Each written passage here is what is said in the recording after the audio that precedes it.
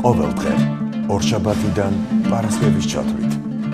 ქართველი ექსპერტების მოსაზრებები, პოლიტიკა, ეკონომიკა, კულტურა, სამხედრო და სოციალური თემატიკა ქართულ არხზე. იაქტიურეთ და გამოთქვით თქვენი მოსაზრებები ექსპერტებთან ერთად.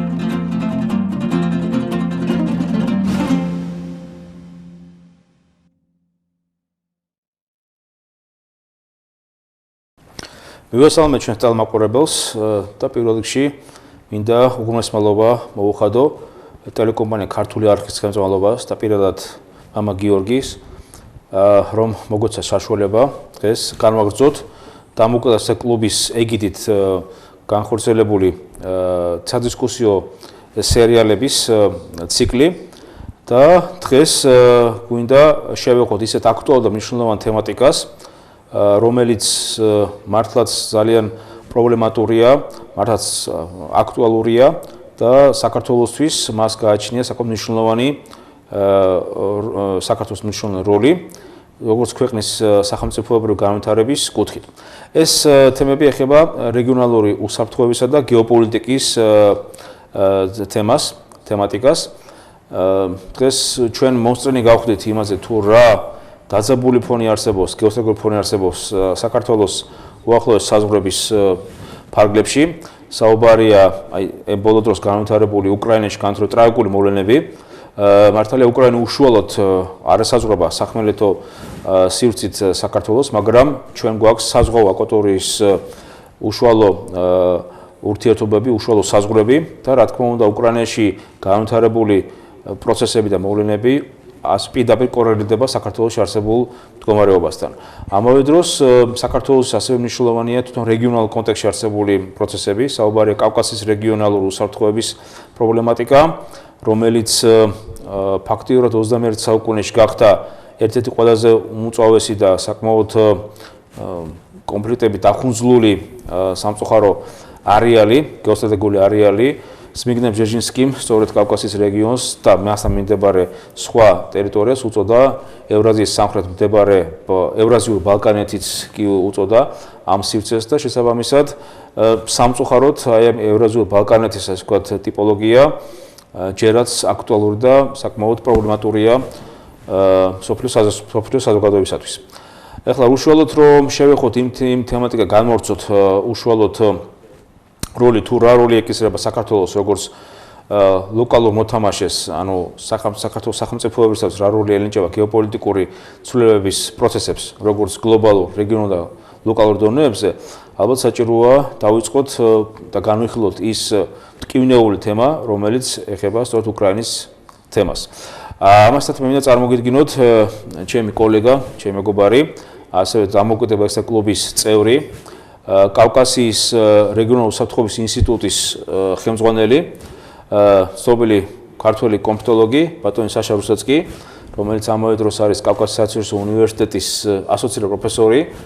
მოკლედ ბატონ საშა ეს კავკასიის თემატიკის ასე ვთქვათ იარლიკი თქვენ არ გსილდებათ და ეს მეგონი ერთგვარი საინტერესო მომენტიც არის, იმიტომ რომ თქვენ ძალიან ბევრი საინტერესო მოსაუბრებს ზანდებით, განსაკუთრებით ალბათ აქტუალურია ის პროცესები, რომელიც ვითარდება ჩვენს რეგიონში, მაგრამ ჩვენს რეგიონს ასევე აქვს მეორე განზომილება, ანუ ჩვენ არა მარტო კავკასიის გეოპოლიტიკური სივრცის განუყოფელი ნაწილი ვართ, არამედ ჩვენ ვართ ასევე მეორე არანაკლებ მნიშვნელოვანი გეოპოლიტიკური განზომილების, ეს არის შავი ზღვის აუზის განზომილების თემატიკა და თქვენ მე ვიცი რომ თქვენ საკმაოდ აქტიურად იკვლევთ აღნიშნულ სივრცეს და ბუნებრივია საინტერესო იქნება თქვენი მოსაზრება აი ამ გაფართოებული შავი ზღვის აუზის გეოპოლიტიკური სივრცის კონტექსტში თუ როგორ განვიხილოთ უკრაინაში არსებული მდგომარეობა, როგორ არის ის დაკავშირებული საქართველოსთან პირველ რიგში და ასევე რეგიონალური უსაფრთხოების თემასთან კავკასიასთან მიმართებაში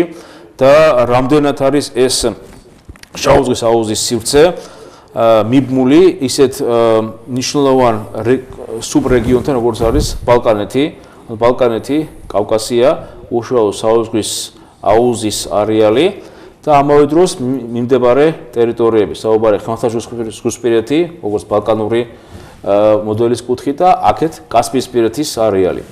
და შესაბამისად, აი მთლიანად რო ავიღოთ, რა მნიშვნელობა გააჩნია აი ამ სივრცეს მთლიანად, ასე ვთქვათ, მეტყოდი საერთაშორისო პოლიტიკური პონელების განვითარების კუთხით.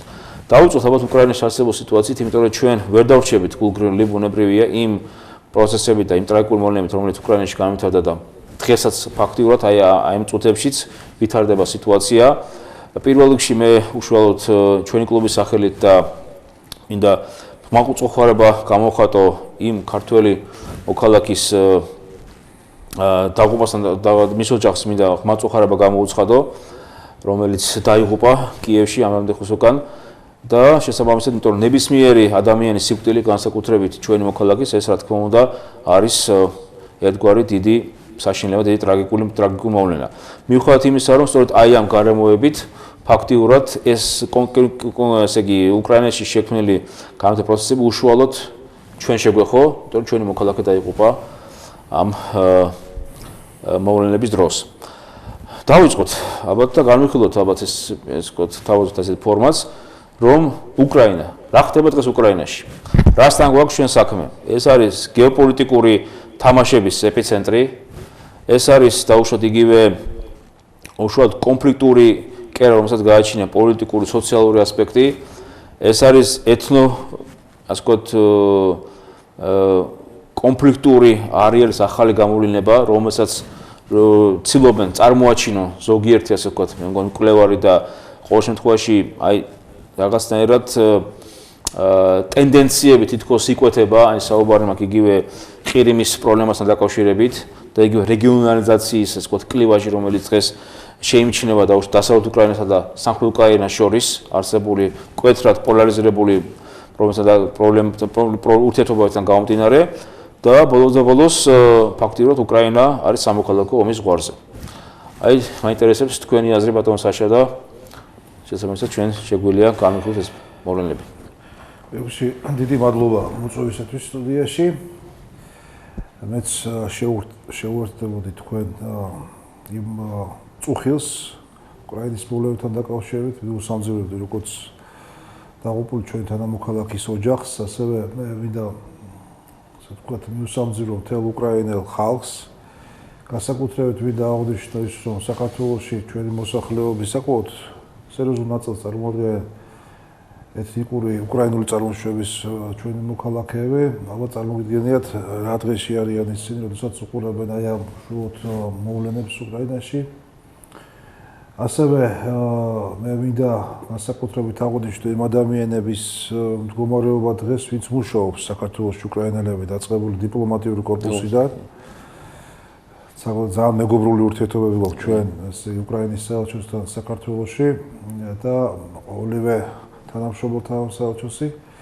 ასევე ის ბიზნესმენები, ვინც მუშაობენ აქ, ძალიან მნიშვნელოვანია, რომ აი ამ პრობლემას აქ რამოდენიმე განზომილება, როგორც პოლიტიკური განზომილება, ისე ეკონომიკური განზომილება, ჰუმანიტარული და ფსიქოლოგიური განზომილება და ალბათ ჩვენი საუბარიც კარგი იქნება, რომ რაღაცა გარკვეულწილად შევახოთ აი ამ. ბატონ საშა, თქვენ ძალიან საინტერესო თემატიკა შეეხეთ, იმიტომ რომ რამდენიც მე ვიცი, არავინ არ შეეხობს ფსიქოლოგიურ ასპექტს, რომელიც არის პოლიტიკური ანალიზის ეს ვთქვათ ერთ-ერთი ნაწილი და ფსიქოლოგიური კუთხით ალბათ საინტერესო იქნება ამ კომპლექს განიხილვა, იმიტომ რომ ფაქტობრივად გეოპოლიტიკური წილში შევხედოთ, ხო?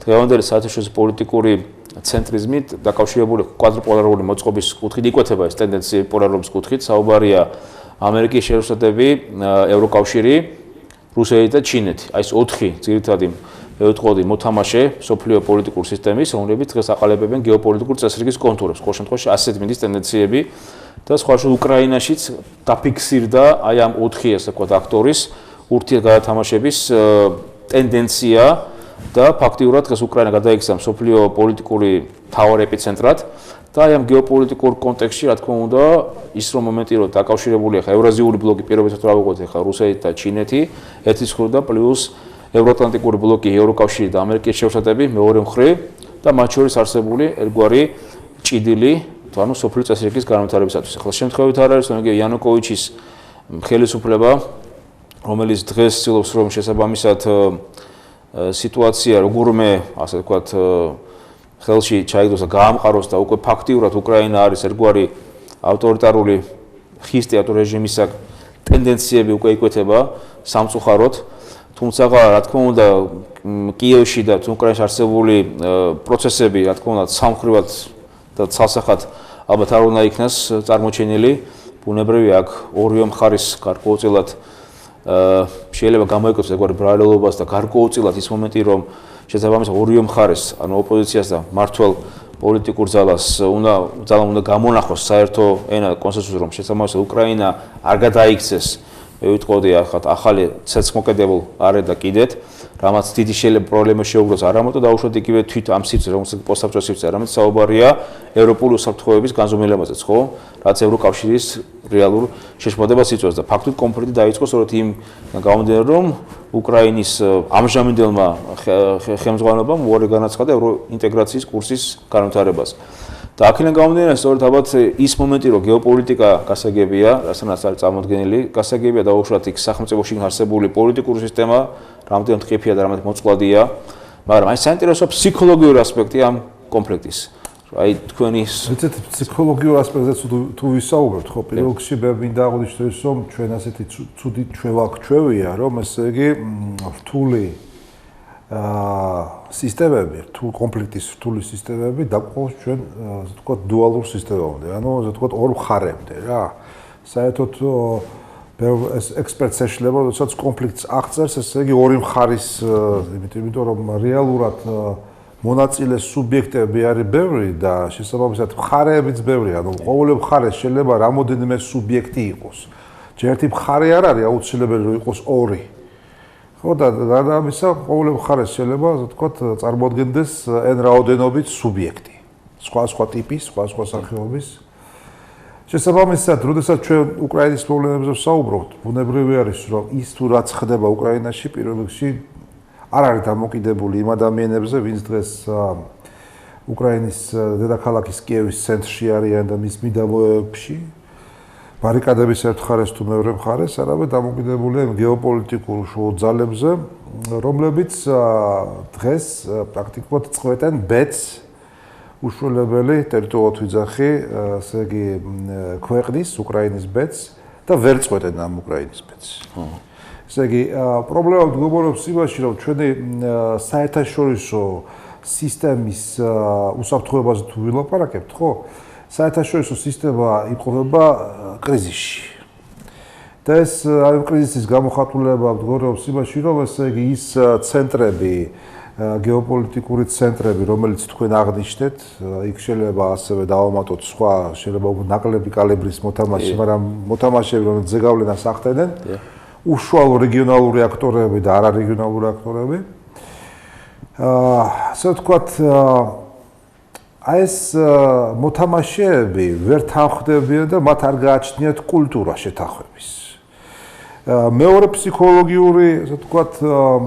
მომენტი ბანონ პაზაში ეს სარი ეთერში და ალბათ ვინცეთ ჩვენს წარმოყარებელს რომ თავისი აზრი გამოთქვას გისმენთ ისმის ჩემი ხმა დიახ ვახტანგ დიახ მოგესალმებით რამაშუკელი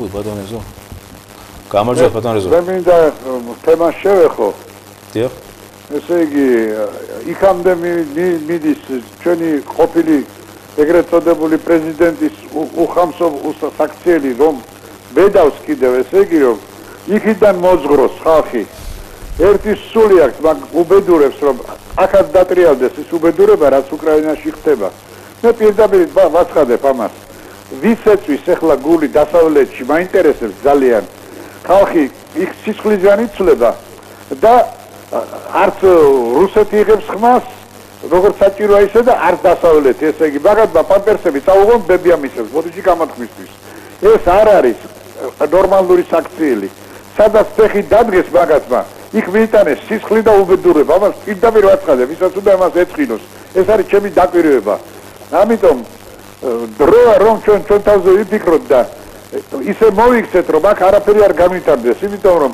ეს მანქურტები ეხლა ხმარო დაიბოხეს და ეხლა ძალიან რო გულზე მოვიდნენ აქაც ელოდებიან ამ უბედურებებს ამიტომ მე ყველა მინდა გავაფრთხილო იმიტომ რომ ყველა დრო მახსოვს ყველაფერი მახსოვს როგორ გამოიჭყლიტენ ეს ლატირაკები მილიარდები იშოვნეს ამ ფულის გამო, დღეს კიდე დიდ გულზე არიან. ამიტომ შეიძლება დადგეს ის მომენტი, რომ ერთხელ დავიძახოთ და მოვიშოროთ ერთხელ და სამუდამოდ. აი ეს უსაქციელო ლატირაკები და აი ეს პრეზიდენტი, რომელიც აგდია ახლა და კითხულობს იმაში ამერიკაში ლექციებს, მე ასეთი კითხვა მინდა დავსვა. ის ქვეყანა, ამის ლობისტები, ამის ხალხი, სენატორები არიან თუ ვინც არიან, ვინც იცავს კვლელს და ვინც მათ უფლებებს იცავს აქ და ვინც აგზავნის მილიონობით ფულს, რომ აქ ათასობით არასამთავრობო ორგანიზაციებმა გამოხრან ჩემი ქვეყანა, არიან თუ არა ისეთივე დამნაშავეები, როგორც ნაციონალური მოძრაობა იყო. ამაზე რატო ხუჭავთ ჩვენ თვალს? არავის შეთქვა არაფრის არ უნდა. ყველა ცდილობს, რომ ისეთი ლავირება მოახდინოს და ისეთი ელასტიური ცხოვრება კონდეს, რომ თვითონ არაფერი არ შეეხოს. დადგა რომ ვიღაცამ უნდა იკისროს თავის თავზე. დაუდგეთ ირაკლი ღარიბაშვილს, გვერდით იცით თქვენ, რომ მე არა ვარ არავის კოჭის გამგორებელი, მაგრამ ბოლომდე დაუდგეთ ეს კაცი ყველაფერს აკეთებს, რომ ქართულად იაზრებოს, თავის ქვეყანას მიხედოს, მაგრამ გარშემო მამაღლა ვაცხადებ ამას. ისეთი ხალხი ბზრიალებს მის გარშემო, რომელსაც არაფერი ქვეყნისთვის არ გაუკეთებია. და ეს ხალხი დამზადდა ახლა პარლამენტში აქეთ იქნება თუ იქით და შვიდათ უყურებენ ყველა მოსავლეზე უბედურებას. მე მინდა რომ ამაზე პასუხი გამცეთ, ამაზე იმსჯელოთ და არა იმაზე რომ ესე იგი ყოველ წუთში გამოდიან აქ ამარხზე და ისე ბუღაძეების ის არის, რა ქვია, ანშლაგის კაცლა რომელმაც გალანძრა თამარ მეფე და შეურაცხყოფა მიაყენა ქვეყანას, ის კიდევ დღეს ფაორშია და პრემიერიდან გესაძლებს. დიდი მადლობა ბატონ რეზო. დიდი მადლობა. ნუ ბატონ რეზომ თავისი აღშფოთება გამოხატა იმ პროცესის მიმართ, რომელიც თამდები იყო ამ იმასთან დაკავშირებით, რა თქმა უნდა, ასე თქვათ, შეიძლება სხვადასხვა შეაფასო, თუნდაც ესე იგი ქართული რეალობიდან გამომდინარე და ნუ დაეთანხმო, არ დაეთანხმო მოსაზრებას მეორე საკითხია, მაგრამ აბსოლუტურად მე ვიზიარებ პათოსი იმასთან დაკავშირებით, რომ დღევანდელ დღეს მე ჩემს მოსაზრებას ვიტყვი ბუნებრივია, შეიძლება ეს იყოს სუბიექტური და სუბიექტურის იქნება კიდევ ბუნებრივია, რომ დღეს თუ გუში მაგალითად საქართველოს პარლამენტის შენობის წინ მე დავინახე ისეთ ადამიანები, რომლებიც გამოხატავდნენ, ისე ვთქვათ, სოლიდარობას უკრაინის ხალხის მიმართ, ჩვენ ყველა გამოხატავთ სოლიდარობას აბსოლუტურად, ჩვენ მართლა გულით ვკივა იმ უკრაინელ ხალხის ბედზე, ბოლოს გარკვეულწილად მე შემიძლია ვთქვა, რომ გარკვეულწილად მეც მაქვს გარკვეულწილად ფსიქოლოგიური მომენტი, რომ მეც ბებია ჩემს უკრაინელი იყო წონებული, ჩემი დიდი ბებიაც უკრაინელი იყო. ასევე ჩვენც აი ციხში, მაგრამ აი უბრალოდ როგორ ხალხს გულისხმობს, ესე იგი აი საინტერესოა ტერმინის მიმართ, ეს საინტერესოა. არა, თქინათ უკრაინის ხალხზე საუბარი, იმიტომ რომ ეს ტრაგედია 25 ადამიანი დაიღუპა. არ აქვს მნიშვნელობა ვისი მხრიდან დაიღუპა, მაგრამ ეს დაიღუპა დანაკარგი მოხდა, ადამიანები დაიღუპნენ და ეს ტრაგედია. დღეს კიევი ფაქტურად არის, კითხია, ალში არის გახვეული. ეს ტრაგედია. ჩვენ გამოვიარეთ, ორი ომი გამოვიარეთ. ჩვენ გამოვიარეთ ყველა ის გაჭირვება და ის ფაქტურად ყველაფერი ის ცუდი რაც შეიძლება ყოფილიყო და ამიტომ ჩვენთვის ორმაგად არის მართლა გულის ტკივილით უყურებთ გავიეთ ყველაფერი ბოლომდე გავიეთ ბოროთ არა მაგრამ ყოველ შემთხვევაში ჩვენ აქუმული ქონდა და გვაქვს კიდევაც ის ტრაგედია რაც ჩვენ გავიეთ ბოლოს ასე დიდი ომი გავიეთ 2008 წელს ხო გადავიტანეთ ჩვენს ხრებზე და აქედან გამომდინარე ეს მართლა დიდი ტკივილია და აქედან გამომდინარე მე ელემენტარულად ვერ დავეთანხმე რომ ის ადამიანები გარანდა უმოძღვავენ რომლებიც ქართული ბერკუტის რეალური იდეოლოგიები და აი ამ ბერკუტის ასე ვთქვათ სადამჯელო მებს ბრძანებებს გასცემდნენ და 26 მაისს და 7 ნოემბერს მათი ესერზია და დღეს ვისაუბრებთ სოლიდარობა და გასაკვირი მაგრამ ეს ალბათ სხვა თემის და სხვა საუბრის თემატიკა მორალზე საუბარი კიდევ ერთ ზარია ჩვენს ეთერში გისმენთ გამარჯობათ შეკითხვა ბატონო ვახტანგ და ბატონო სეშა დიახ გისმენთ ჯერ მოგესალმებით მალხაშემია. გამარჯობა მალხას. რამდა გითხრათ იცით ახლა აი ეს პროცესები რო განავცოთ, უბრალოდ თქვენ რო განმარტოთ, ისა საქართველოში მოხდა ეს 20 წელია უკრაინაში რაც ხდება, შუა აზია რო იქ ჯერ კიდე მაგრამ მოყვება ამ პროცესებში როგორ დეკოლონიზაციის პროცესის განვრცობა სხვადასხვა ეტაპზე საქართველოს რაღაც ეტაპზე უკრაინას უსწრებს იმიტომ რომ დასაკარგი გასავლელი სასწრაფად გაიარა ეს ერთი მინდა რომ აი ამ კუთხით განავცოთ, როგორც პოსტსაბჭოთა ვარშავის დაგავრის ქვეყნები რო იყო გაზო ბალკანეთში რა მოხდებოდა, იქ ეს ფაქტორის ხო მოქმედებდა და მეორე რა მინდა გითხოთ, უკვე თქვენი ხედვა ახალი. როგორც წარმოგიდგენია თქვენ ბოლო-ბოლო კავკასიის ეს მაინც რეგიონია, ერთიანი ეკონომიკური სოციუმია, ხო? რომელიც შეუძლებელია საქართველოს ევროკავშირში იყოს, ერევანი ევროაზიურ კავშირში იყოს და აზერბაიჯანი კიდე სადღაც თავის ბიზნესში იყოს. ხო შეუძლებელია ესეთი რაღაცა, იმიტომ ერთიანი რეგიონია და ეს გვაჩვენა ჩვენ ბატონო ახთან გესპერიოდით თქვენთან ერთად მუშაობდით, ჩვენ ცხინვალის რეგიონში მუშაობდით, როცა კონფლიქტი პრაქტიკულად ამოწურული იყო ეკონომიკური ურთიერთობების გამო. აი ეს მინდა განავცოდა იგივე კავკასიის სტაბილურობა ბოლო-ბოლო ვანდერვალის იმაზე არ მოხს ლაპარაკი სტაბილურობის პაქტზე ადრე. აი რა ხედვები და რა თეზები შეიძლება წარმოაჩინოთ. აი პროცესი, როგორც დეკოლონიზაციის, დესაბჭოთაზაციის პროცესი, აი ესე მოგვიტეკით, რომ ძალიან ბევრისთვის არა ექსპერტებისთვის ეს ხდება რაღაც სასურველია და ესე მინდა. არა, ჩვენ ხო პროცესის რგოლი ვართ. მალოთ. დიდი მადლობა. ბატონო სასა, აი დაისვა საინტერესო ორი კითხვა. პირველი, რა როლი ენიჭება დაუშვათ იგივე უკრაინა საქართველოს ურთიერთობებს, აი ამ არსებულ სიტუაციასთან დაკავშირებით, პლუს კიდე მიბმა ასე ვთქვათ კასპიისპირეთის უფრო გაფართოებულ არეალთან დაკავშირებით, ანუ ეს პოსტსაბჭოთა სივრცის არსებულ სამხრეთ ასე ვთქვათ ევრაზიული ხაზი, გამყოფ ხაზია საუბარი და რამდენად ერთმანეთთან არის გადაბმული ეს პროცესები ეს ერთ და მეორე, რამდენად დაუშვათ არის იდენტიფიცირებული როგორც ერთიანი გეოპოლიტიკური ერთეული კავკასია. რამდენად ჩვენ ამის ასე ვთქვათ უნარი გვაქვს რომ შევისვათ როგორც ერთიანი გეოპოლიტიკური სივრცეს აღქმის უნარი, რამდენად არსებობს იმ ხალხებში, რომლებიც აი ამ სივრცეს წარმოადგენენ. ხა მე უბრალოდ შევეხები ერთ მომენტს ვიტყვი რომ პირველ კითხვასთან დაკავშირებით მე მინდა ვთქვა რომ იგივე უკრაინა, საქართველო და ცენტრალურ აზიის სახელმწიფოები იყვნენ გაერთიანებული ერთ გაერთიანებაში, რომელიც აი ამ ყველა პლას მოიცავდა, ეს იყო არაფორმალური გაერთიანება სუამი. ანუ საქართველო, უკრაინა, აზერბაიჯანი, მოლდოვა, რომელიც შემდგომში დაემატა უზბეკეთი, მაგრამ შემდგომში გარკვეული მინიატურის გამო უზბეკეთთან დატოვა აღნიშნული გაერთიანება და 2005 წლიდან ეს გაერთიანება გადავიდა ფორმალური ანუ რეგიონალური შორისო სახელმწიფოების შორისო გაერთიანება გახდა. ზოგიერთი რაღაც მიიშევდა ეს მას ანტირუსული ორიენტა, თუმცა ეს ასე არ იყო, უბრალოდ ეს იყო ის რეგიონალური გაერთიანება, რომელიც სწორედ განკუთვნილი იყო აი ამ ტერიტორიაზე არსებული კონფლიქტური კერების დარეგულირებისაკენ, ერთიანი გეოეკონომიკური ფუნქციების გაზრდისაკენ და შესაბამისად მას ჰქონდა საკმაოდ დიდი საინტერესო პერსპექტივები განვითარების მისდით. ეხლა დღევანდელი დღიდან გამომდინარე, მით უმეტეს ეს მიმული იყო ევროინტეგრაციის პროცესთან, ხო? გარკვეულ დასავლეთ აღმოსავლეთ შორის ერთგვარი სტაბილურობის კორიდორის შექმნისგან იყო დაფუძნებული. ეხლა დღევანდელი გადაცემა გამომდინარე, ცოტა რთულია ვივარაუდოთ, რომ ესე იგი უკრაინაში პროცესები ვითარდება, ანუ აზერბაიჯანმა უარი თქვა ევროინტეგრაციის მიმართულებით, საქართველოს დარჩა მხოლოდ ერთი მოთამაშე, რომელიც აგრძელებს ევროინტეგრაციისაკენ სავალ გზას და აი უკვე ის სუამის მე ვიტყოდი ერთიანობის იდეა სამწუხაროდ ჯერჯერობით ჩაბარდა წარსულს. ეხლა ამასთან დაკავშირებით, აი თქვენი აზრი მაინტერესებს ბატონ საშა და შემდგომში აი კავკასიის საკითხებზეც რომ ვისაუბროთ.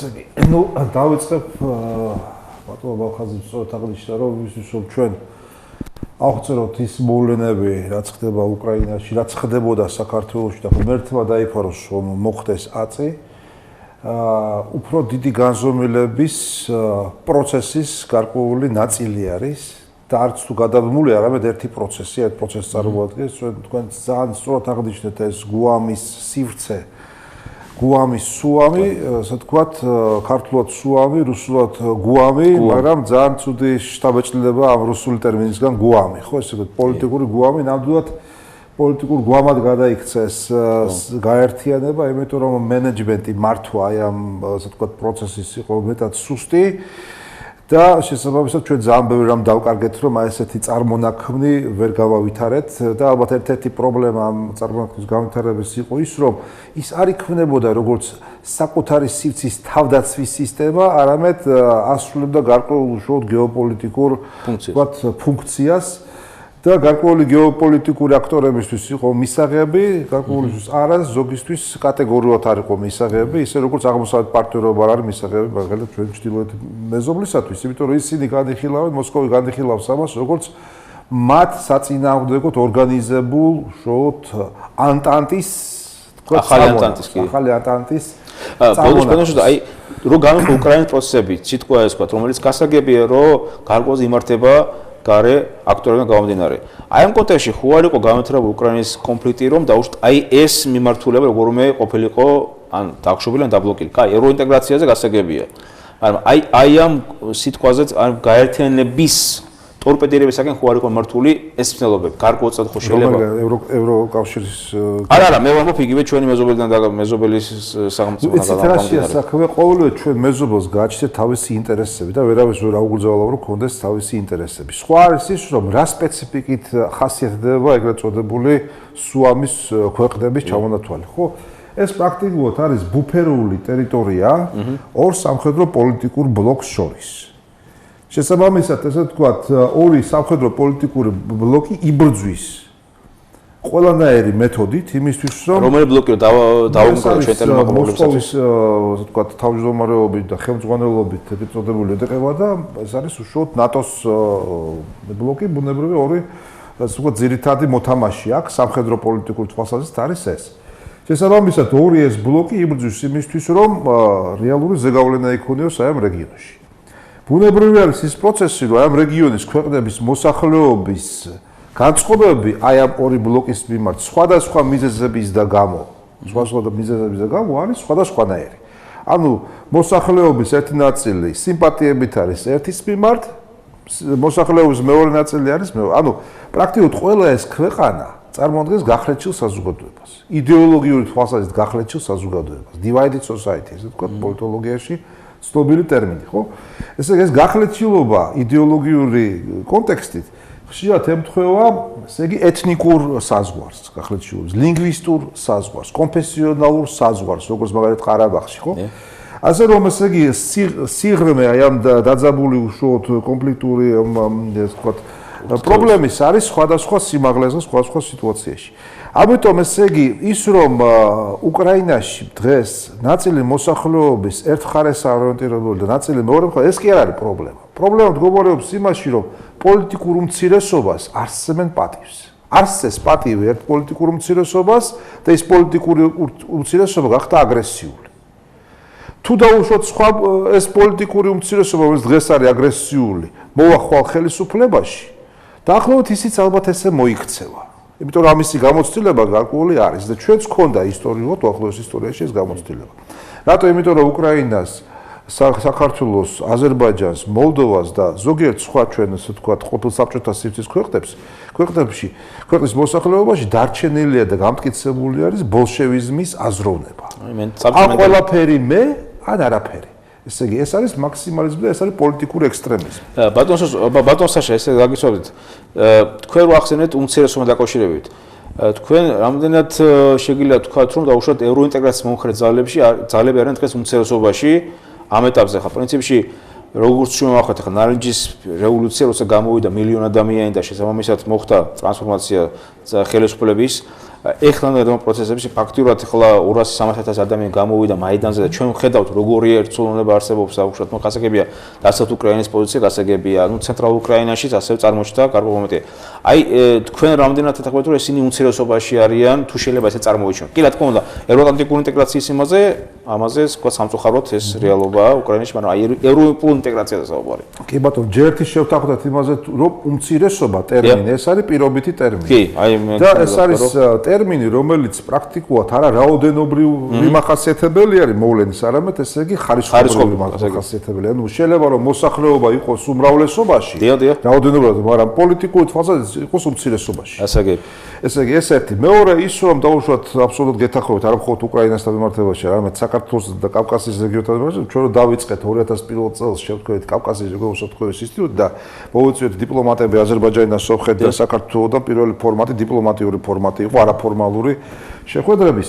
იქ მკაფიოდ იყო გამიჯნული ეს ორი დამოკიდებულება. ნატოსთან მიმართებაში უფრო მეტი კატეგორიული წინააღმდეგობა იყო, ვიდრე ევროკავშირთან. ევროკავშირი იყო უფრო რბილი, ქსოვილი და ეს იყო შესაძლებლობის კორიდორი, რომელიც ჩვენს უყურამ ვერ გამოვიყენეთ. და ძალიან ნანოფ რომ ესე მოხდა და არა მხოლოდ ჩვენი ბრალი ამაში, არამედ ევროკავშირის არაადეკვატური პოლიტიკის კავკასიის რეგიონში.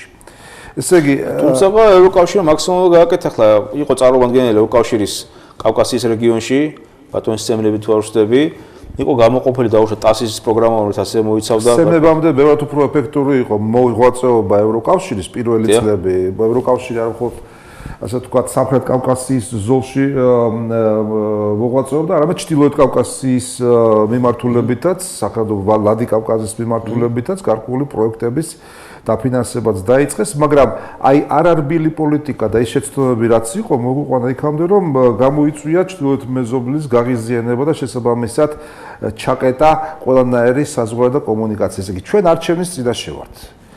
ესე იგი, საერთაშორისო საზოგადოება არის არჩევნის წინაშე. პირველი ვარიანტი ის, რომ ჩვენ დავინახავთ, რომ უკრაინა ისეთივე მდგომარეობაში აღმოჩნდა, როგორც საქართველო, ანუ პრაქტიკულად შეიქმნა შიდა საზღვრები, რომლებზეც დომინირებული არის სხვადასხვა გეოპოლიტიკური ძალის, ასე ვთქვათ, ზეგავლენა. თუ დაუშვათ შენარჩუნდება ტერიტორიული მთლიანობა უკრაინის და მოხდება გარკვეული კომპრომისის და კონსენსუსის სისტემის შექმნა, ასე ვთქვათ, პოლიტიკურ ხელისუფლებაში. გასაგებია. რაც მეტად გართულდა ბოლო დღეების იმას თუ გავიცვალისებთ. ამიტომ უკრაინის პირველი ვერსია, იუგოსლავია საქართველოს ვერსიის ალბათობა დღევანდელ სიტუაციაში და მე მინდა ვთქვა, რომ დიდმა მოსკოველმა ჩვენმა პოლიტიკოსმა ვლადიმერ ჟირინოვსკიმ პირდაპირ გააკეთა განცხადება იმის თაობაზე, რომ პრაქტიკულად ჩვენ მე პირადად უნდა ვთქვათ, ჩემი მოხრევებოთ დაშლის უკრაინის დაშლის და რეალურად საქართველოს დემოკრატია დაშლას, ანუ მისი აზრები ამ შემთხვევაში ნაკლები მნიშვნელოვანია. კარგი, მნიშვნელოვანი, იმიტომ რომ მოახერხეს პრაქტიკულად ჟირინოვსკი არ ახმოვანებს საკუთარ აზრს. გასაგებია, საკუთარ კრემლის რუპორია ეს კეთაღებით. კარგი, მადლობა. რეკლამის დროა ჩვენს ეთერში. ყოველდღე ორშაბათიდან პარასკევის ჩათვლით. ქართველი ექსპერტების მოსაზრებები, პოლიტიკა, ეკონომიკა, კულტურა, სამხედრო და სოციალური თემატიკა ქართულ არხზე. იაქტიურეთ და გამოთქვით თქვენი მოსაზრებები ექსპერტებთან ერთად.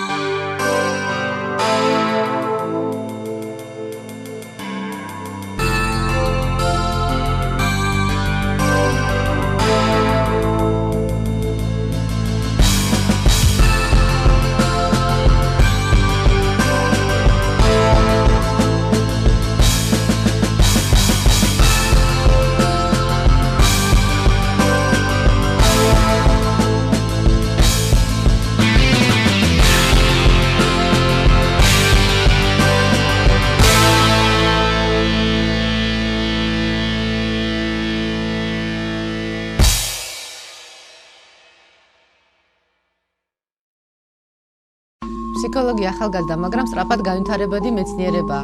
დღესდღეობით ამ სფეროში დიდი ცოდნა და გამოცდილებაა დაგროვილი. ჩვენი გადაცემის მიზანია ეს ცოდნა და გამოცდილება უფრო ხელმისაწვდომი გავხადოთ ჩვენი საზოგადოებისათვის.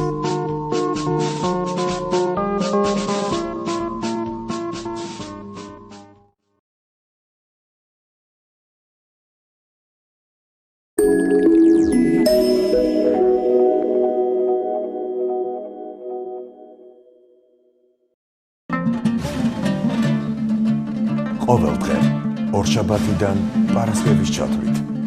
ქართველი ექსპერტების მოსაზრებები, პოლიტიკა, ეკონომიკა, კულტურა, სამხედრო და სოციალური თემატიკა ქართულ არხზე.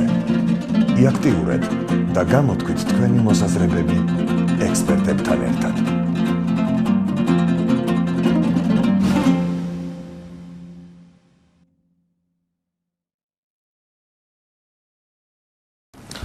კი ბატონო, დავუბრუნდეთ ჩვენს აქტუალურ თემატიკას და იმ თემას, რომელიც ჩვენ ახლა ვიხილავდით.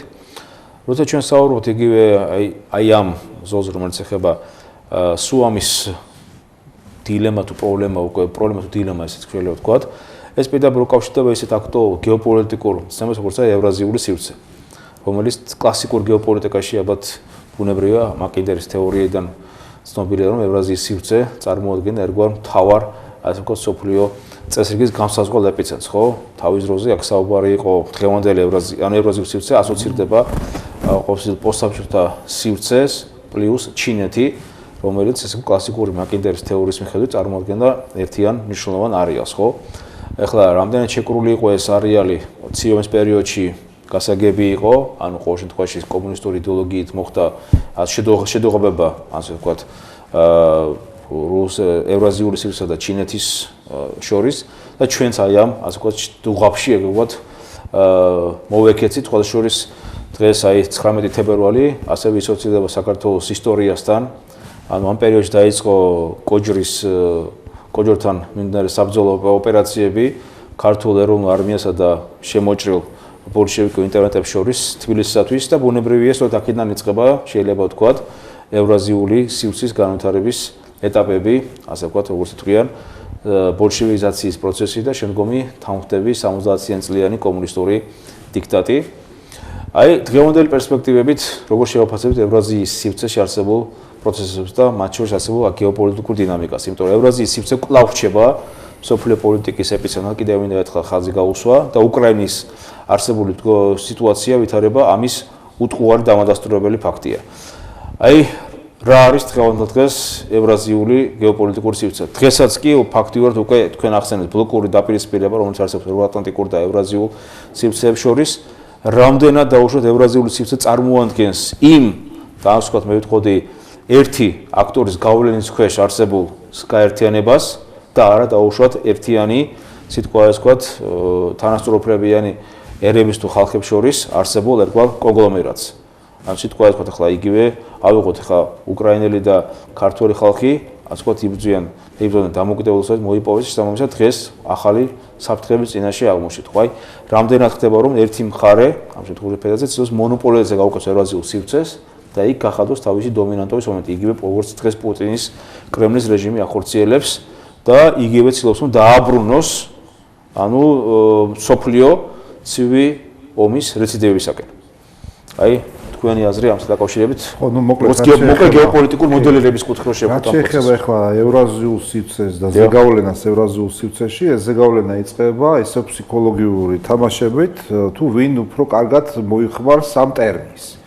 ანუ არსებობს დაუშვათ რუსული შეხედულება ევრაზიული სივრცეზე, ეს არ არის მხოლოდ შეხედულება და იდეოლოგია, ეს არის უკვე ინსტიტუციონალური ორგანიზმი, რომელიც ევრაზიული კავშირის, ასე ვთქვათ, ეკონომიკური თანამშრომლობის სახით მოგვევლინა ჩვენ, ხო? არსებობს შეერთებული შტატების ხედვა ევრაზიული სივრცის და მისი უშუალოდ ინტერესები. არსებობს თურქეთის ხედვა ევრაზიული უშუალოდ სისტემის, ჩინეთის ხედვა და ასე შემდეგ, ხო? ესე ყოველივე მოთამაშე ცდილობს რომ თავისი უშუალოდ პროექტი, თავისი ევრაზიული პროექტი შექმნას და ბუნებრივი არის ეს ევრაზიული პროექტები ერთმანეთს ეჯახება. მაგრამ ერთ-ერთი საინტერესო შეჯახების და კონფლიქტის ზონა ეს არის ძალიან ესეთი მეტად მნიშვნელოვანი, ეს არის პროექტი დიდი ევროპა. პროექტი დიდი ევროპა, რომლის შესახებაც დისკუსია ახლა ძალიან აქტიური მიმდინარეობს ევროკავშირის ქვეყნებში და მოსკოვი აქტიური მონაწილე არის ამ დისკუსიის, თუ რამდენად არის თავსებადი ევრაზიული კავშირი და ევროკავშირი და რამდენად არის შესაძლებელი რომ ის კონფრონტაცია, რომელიც დღეს არსებობს მენტალურ დონეზე, ეკონომიკურ დონეზე, ხო, ფასეულობის დონეზე, რამდენად შესაძლებელი რომ თავსებადობაში მოვიდეს. აქ არ არის ლაპარაკი სამხედრო დაპირისპირებაზე, როდესაც ვსაუბრობთ ჩვენ ნატოს და დაუშვათ ოდეკაბეს დაპირისპირებებზე, ხო? აქ ლაპარაკი არის, ხო, აქ არის რბილი, მაგრამ ფუნდამენტალური, იმიტომ რომ ეკონომიკური პრობლემებიდან და ეკონომიკური ინტერესებიდან იწყება მერე უკვე საუბარი შეერაღებულ დაპირისპირებებზე და ასე შემდეგ. ანუ საფუძველი მაინც არის ეს.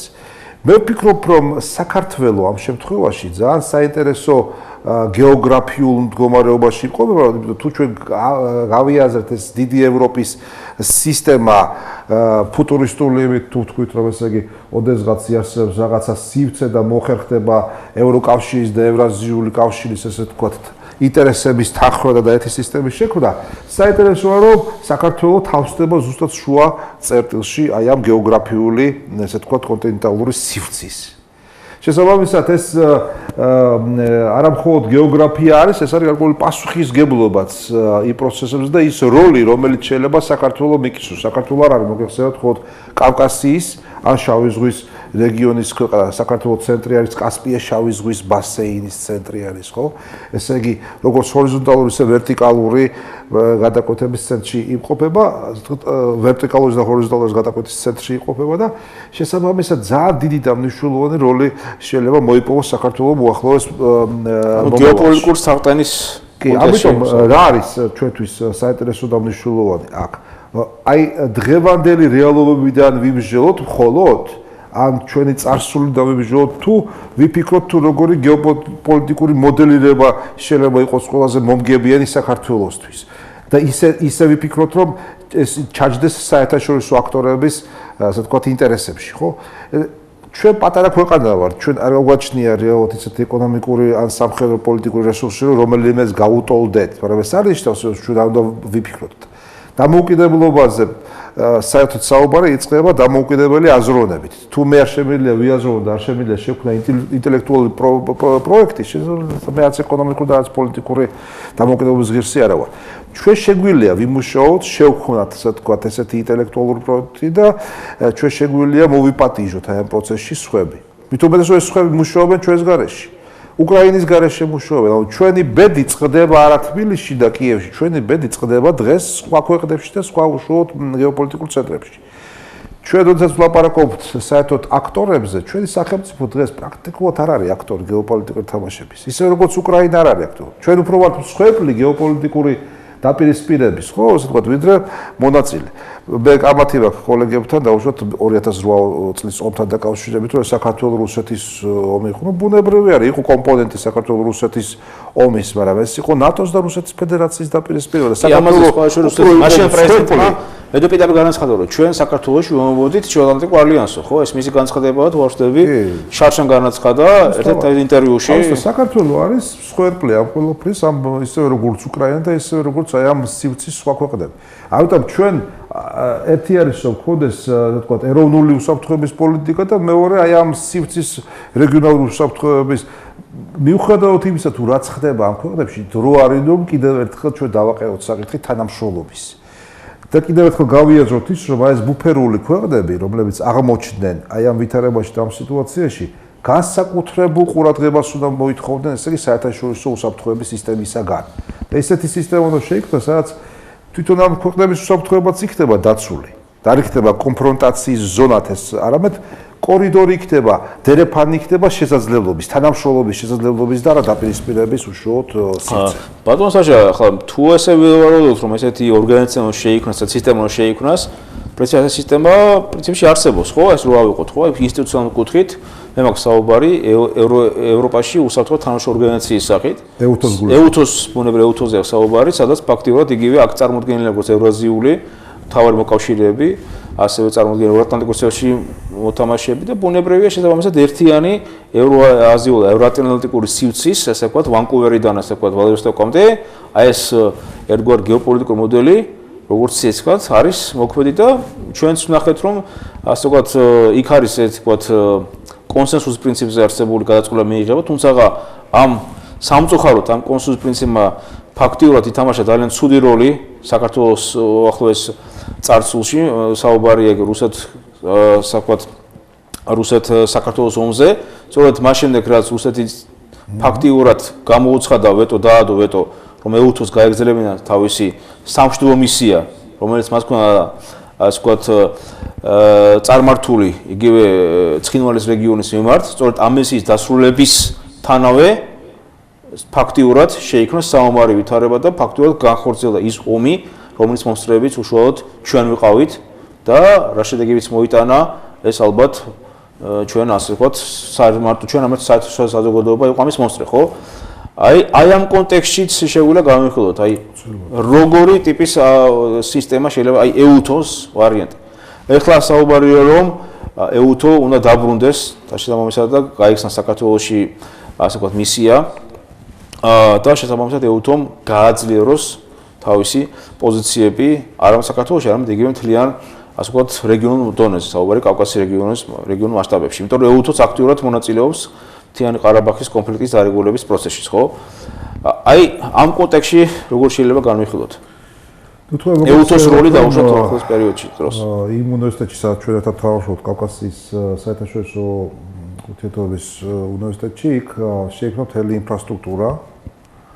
ვიდაუგებთ, რომ ძალიან მნიშვნელოვანია, რომ ჩვენ გადმოვიღეთ ჰამბურგის მოდელი ეუთოს კვლევების ცენტრის, ვენის კონფლიქტის პრევენციის ცენტრის მოდელი, ვუშაობთ ახლა ბიშკეკის გამოცდილებაზე იქ მშვიდობის ინსტიტუტის შექმნა, ესე იგი, აკადემიის, მშვიდობის აკადემიის შექმნა.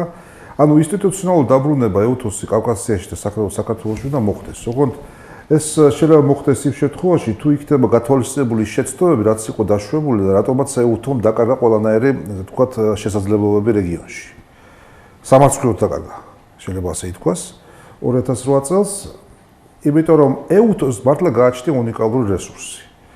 არა მხოლოდ კონტინენტალური, არამედ ტრანსკონტინენტალური ტიპის ორგანიზაცია და შესაბამისად მისი რესურსი არის უშუალებელი, მაგრამ ამავე დროს უნდა აღინიშნოს, რომ შეცდომებიც ბევრი იყო.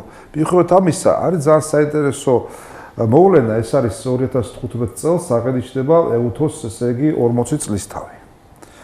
2015 წელს პრაქტიკულად 2014-დან ახლა დაიწყო პროცესი ხელსინკის ხელშეკრულების, თქვათ, საიუბილეო პროცესი და სხვადასხვა ინსტიტუციები, მათ შორის ჩვენი აკადემიური სტრუქტურებიც მუშაობენ იმ იდეების გარშემო, თუ როგორ შეიძლება შეიცვალოს ეუთოს, თქვათ, მომავალი სტრუქტურა როგორი უნდა იყოს, ისე რომ გააძლიეროს ზეგავლენა და გაითვალისწინოს ეს შეცდომები.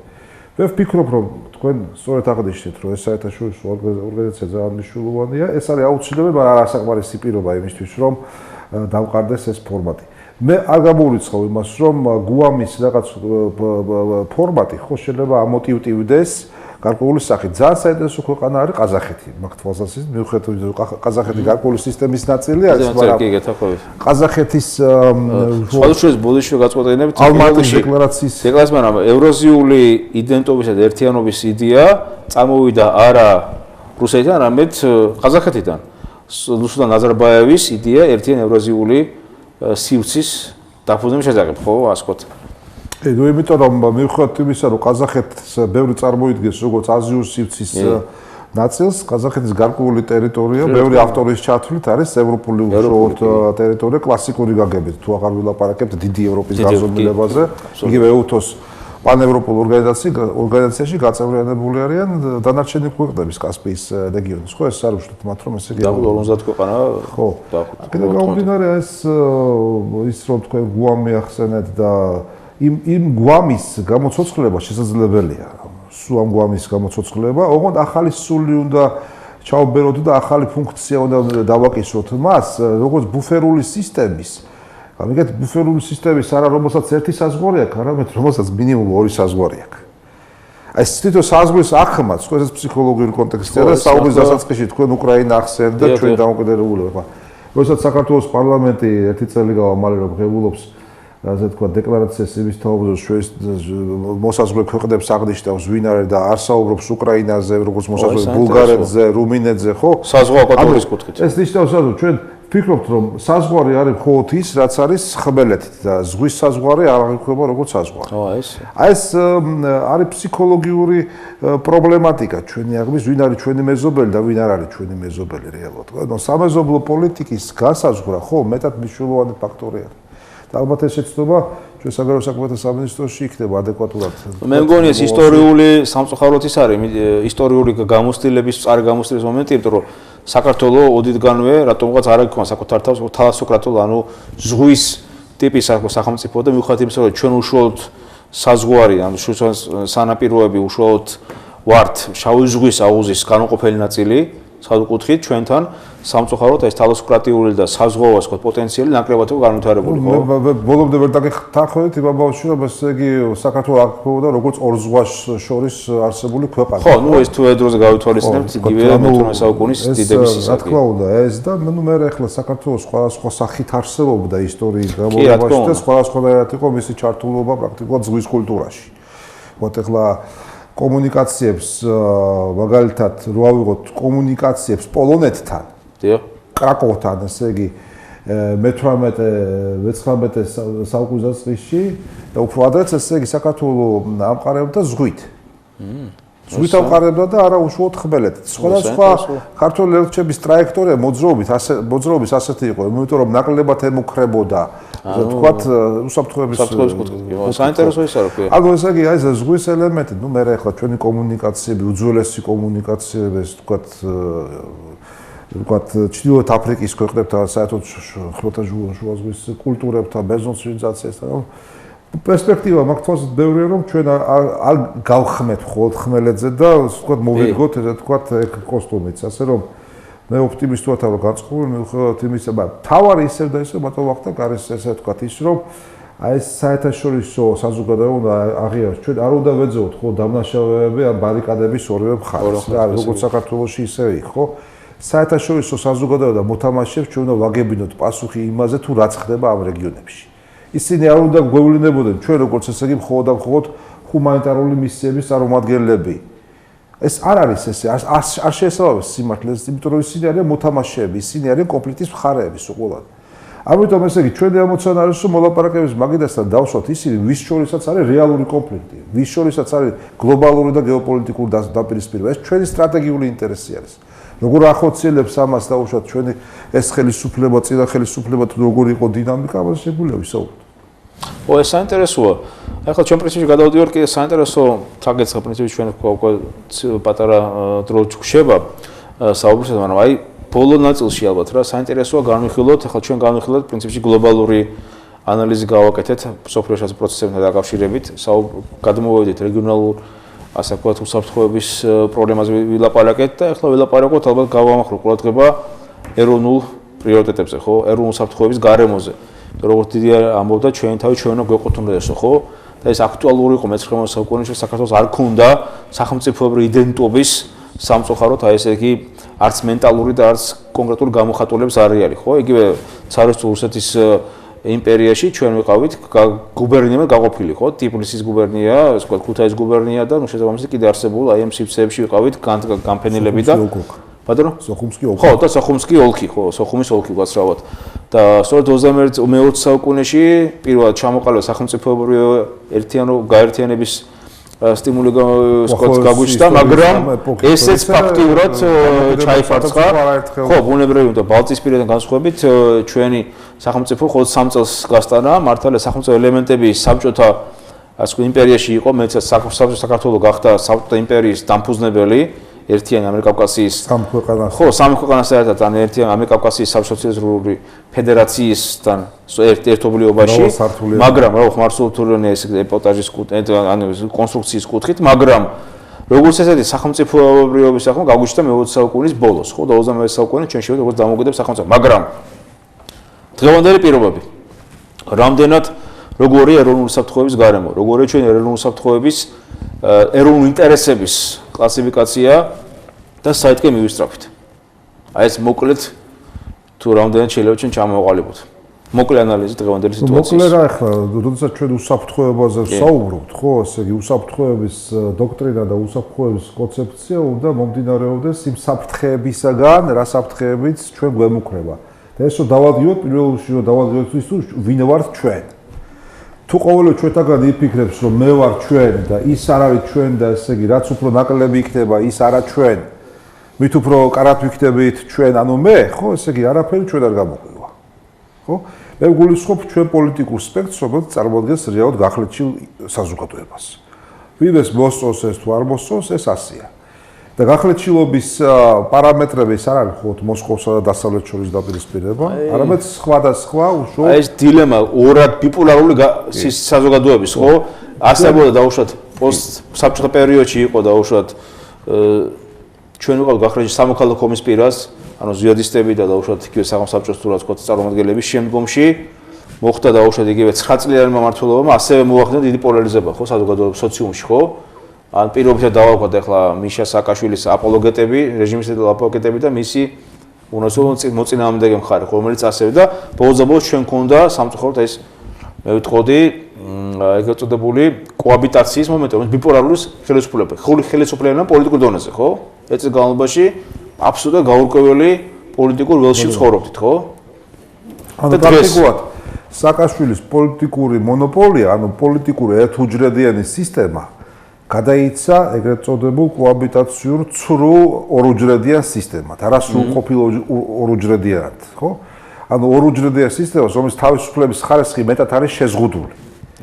ხო, ეხლა ჩვენ ვართ არჩევნის წინაშე, ესე იგი, რა ვქოთ, შევინარჩუნოთ ეს ცრუ ორუჯრედიანობა, თუ რეალურ ორუჯრედიანობაზე ვილაპარაკოთ, თუ გავითარების უშუალოდ გარკვეულ სტადიაზე, მორიგ სტადიაზე, ხო? მე ამ შემთხვევაში მინდა გითხრათ, რომ პოლიტიკური სპექტრი ჩვენ არ უნდა გავიხილოთ ხოლმე როგორც ეს ორი პოლიტიკური ჯგუფი. ანუ შეგვიძლია გავიხილოთ სხვა განზომილების საპარლამენტო და არასაპარლამენტო ოპოზიცია, ხო? აი არასაპარლამენტო ოპოზიციაში დევს ძალიან დიდი და საინტერესო საიდუმლო და ძალიან დიდი რესურსი იმისთვის, რომ უსაფრთხოების სისტემა ჩვენი გაძლიერდეს.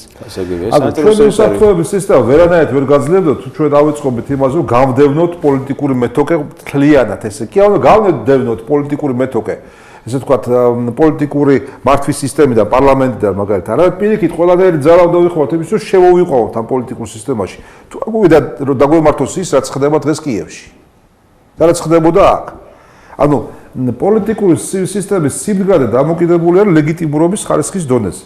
რაც უფრო ლეგიტიმური არის პოლიტიკური სისტემა, რაც უფრო ნდობა არის მაღალი, რაც უფრო მეტი მონაწილეა, თანამონაწილეა და რაც უფრო გაზიარებული არის ეს ერთმანეთში, ის მიუხედავად იმისა სირთულეებისა, ხო? ბუნებრივი არის, მით უფრო მდგრადი არის მთლიან გავითარება. ეხლა ეს არ არის ისეთი მარტივი, ჩვენ თუ ეს მოახერხეთ, ყველაფერი პრობლემა მოგვარდება, იმიტომ რომ გადაშიდა ლეგიტიმურობისა, გარე ლეგიტიმურობა არსებობს, გარე ძალების ბალანსსამავე. ამიტომ ჩვენი გზა სტაბილურობისაკენ და ეროვნული უსაფრთხოების კონცეფცია უნდა გადაიხედოს. იმიტომ რომ ეროვნული უსაფრთხოების კონცეფცია პრაქტიკულად ეს არის არაადეკვატური დღეს დოკუმენტი, რომელიც არ ასახავს. არ პასუხობს დღევანდელ რეალობას. რა თქვა უსაფრთხოების გასაგებია. გასაგებია ბანოცაშა ჩვენ საკმაოდ პატარა დრო დაგვჭა ჩვენ დღევანდელი გადაცემის ფორმატში და რეზუმეების სახით რა შეიძლება ჩამოვაყალიბოთ რომ დღევანდელი საქართველოს იმყოფება საკმაოდ რთულ ეროვნული უსაფრთხოების გარემოს ფონზე და ის რომ დაუშვათ რეგიონულ დონეზე და დაუშვათ იგივე საერთაშორისო დონეზეც არის კონკრეტული გამოწვევები, კონკრეტული მეტყო საფრთხეები, რომელმაც შეიძლება როგორც შეუქმნა რეალური ასაშროება ქვეყნის სახელმწიფოების არსებობასაც, ხო?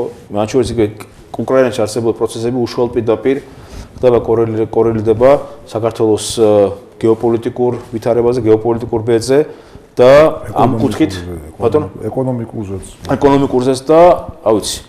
იმედია რომ ჩვენ გადავწყოთ ამ პრობლემას ერთიანი კონსენსუსური ძალისხმევით და შესაბამისად საქართველოს გავწყენდება როგორც უკრაინასთან და სხვა მეზობლებთან ერთად. იმედია რა თქმა უნდა, თქვენ გლობალიზირებულ სამყაროში. ეს მინდა დიდი მადლობა მინდა მოვახსენო ჩვენს ტელემაყურებლებს, ბატონო საშა მინდა თქვენ დიდი მადლობა მოგახსენოთ, რომ თქვენ გადაცემაში მიიღეთ აქტიური მონაწილეობა და ჩვენ გქონდა საინტერესო დისკუსია აი ამ პრობლემასთან დაკავშირებით, რომლის გადაჭრაც ალბათ ისევ ჩვენ ხელშია. და ბუნებრივია სხვა არავინ არ გადაგვიჭერს ამ პრობლემებსა და აი ამ გორდიების კვანძს. მე მინდა ჩვენი ტელემაყურებლებს ასევე უსურვო 7 ღამე და კეთილი ძილი. ყოველდღე ორშაბათიდან პარასკევის ჩათვლით. ქართველი ექსპერტების მოსაზრებები, პოლიტიკა, ეკონომიკა, კულტურა, სამხედრო და სოციალური თემატიკა ქართულ არხზე. იაქტიურეთ და გამოთქვით თქვენი მოსაზრებები ექსპერტებთან ერთად.